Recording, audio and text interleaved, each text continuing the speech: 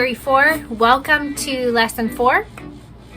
Today we're going to be talking about key signatures, and we're kind of taking everything that we've learned over the last 2 or 3 weeks and putting it all together. So none of this is super new, and you actually might have learned key signatures this way before, but I start kind of backwards from how we typically teach it in theory because I want you to know how we come up with the sharps that we come up with, okay?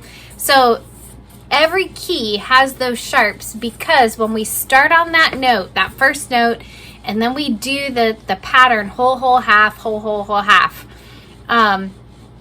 we know that that's how we get those sharps. And that's how every key or flats, that's how they've gotten their sharps and flats. Okay, so now this week we're talking about if you're looking at a piece of music and it has sharps already and you don't know what key it's in, okay?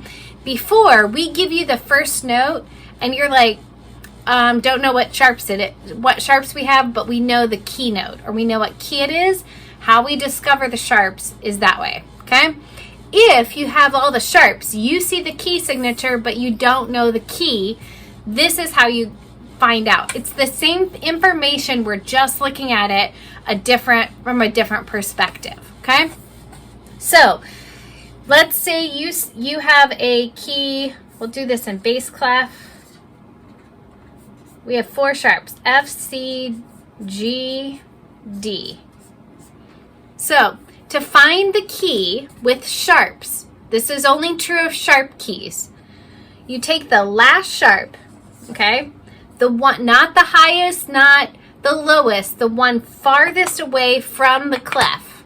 So whatever this sharp is, it's D sharp. What is a half step higher than D sharp? E. So the key of E has 4 sharps, F, C, G, D, okay? So with sharp keys, take the last sharp and go up a half step. The last sharp, go up a half step, okay? Now, the opposite is true. I showed you the hard method for finding key signatures, like the tonic, whole, whole, whole, half, whole, whole, whole, whole, half. Okay, the opposite is true. Okay, so what if we say the key of E major?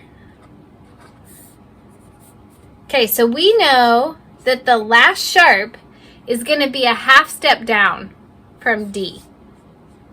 So it'll be a D sharp, okay?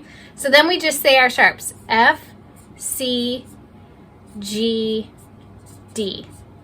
And that's the key of E, okay? If we're doing the key of C sharp, we'll do a hard one. What's a half step lower than C sharp? Well, C, but we know that the last sharp can't be C sharp because that's this one. So it would be B sharp, okay? It's a letter lower. So now say your sharps in order, F, C, G, D, A, E, B. Oh, it's all of them, okay? So F, C, G, D, A, E, B. Last sharp is B sharp. Go up a half step from B sharp. It's the key of C sharp major. Okay? So that's true of sharp keys. Sharps, take the last sharp, go up a half step. Flat keys. For flats, I'll do this one in treble clef. B, E, A, D. Okay, for flats, you take the next to the last flat. So B, E, A, D. Here's the last one. Go back 1. What is that flat? Well, it's A flat. That's the name of the key. Okay? So let's try 3 flats. B, E, A.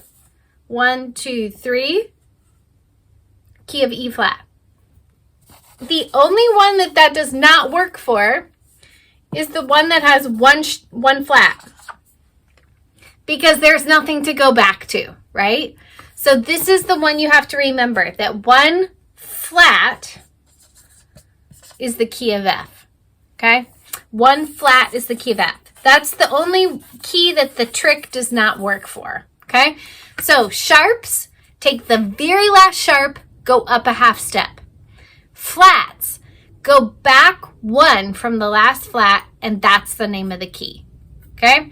So make sure you keep those 2 tricks with the right category. Sharp keys, it's the last sharp, and you go up a half step. Remember it by sharps, make the notes go up. So obviously when you have sharps, you're going to have to go up, okay? Flats, make the notes go down.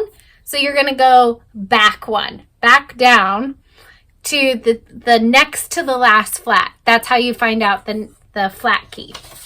Okay, so that's the first page of your lesson this week. Then we're also talking about the circle of fifths. So this is the same information that we did last week, only now I don't give you any information on the circle of fifths. You fill in the keys and you fill in the sharps. So you'll see though, I wrote like 1 sharp. So what key has 1 sharp? Write the key above it. So that would be G. And then what sharp does it have? F sharp. So you'll write that here. What key has 2 sharps? And then what sharps are they off to the side? So write the keys in the middle and then the sharps. When you get down here, we have our enharmonic keys. They're the ones that they sound the same, but they have different names. Enharmonic. And you'll see 6 sharps. That's what key is 6 sharps, what key is 6 flats. And then off to the side, here's 7 sharps, and then your 6 flats, 6 sharps are down here, okay? Then we're talking about finding the key signature.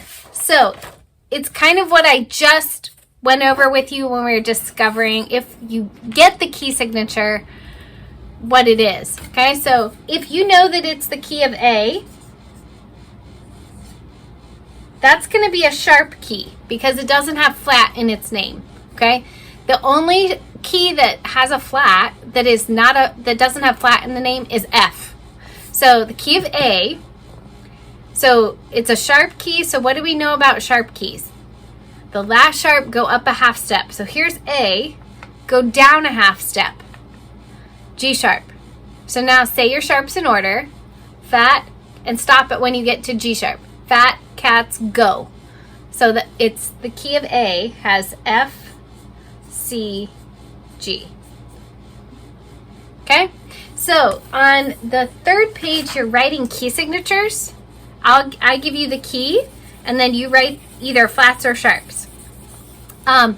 So you kind of have to put it all together. Remember, you always have to write the sharps in F, C, G, D, A, E, B, and the flats always go B, E, A, D, G, C, F. So they always have to be in that order. You can't just choose, okay?